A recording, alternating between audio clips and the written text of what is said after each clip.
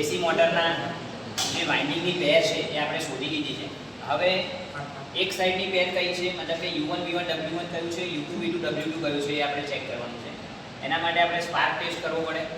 તો કોઈ પણ બે વાઇન્ડિંગને સિરીઝમાં કનેક્શન કરીને એના સિવાય એને એસી સપ્લાય આપીને એના સિવાયના જે ત્રીજું વાઇન્ડિંગ છે એ બંને વચ્ચે આપણે સ્પાર્ક ટેસ્ટ કરવાનો.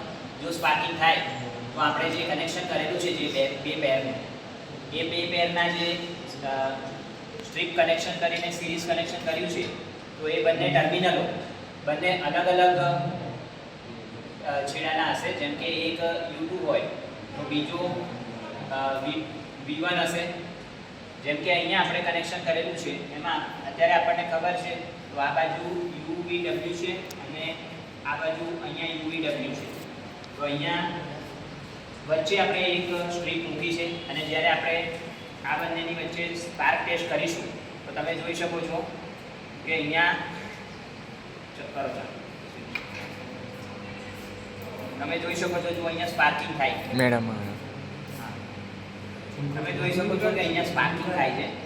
અને સ્પાર્કિંગ થાય છે એનો મતલબ કે આપણે જે બે ટર્મિનલો કનેક્ટ કર્યા છે એ બંને અલગ અલગ છે. મતલબ કે એક સાઈડના નથી, બરાબર. દાખલા તરીકે આ V1 છે તો આ તમારું W2 છે, બરાબર.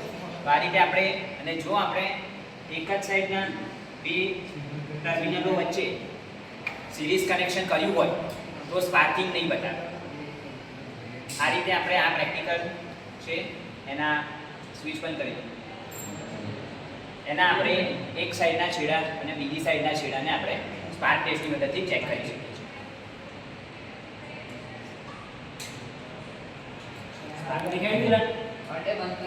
कर दो ना.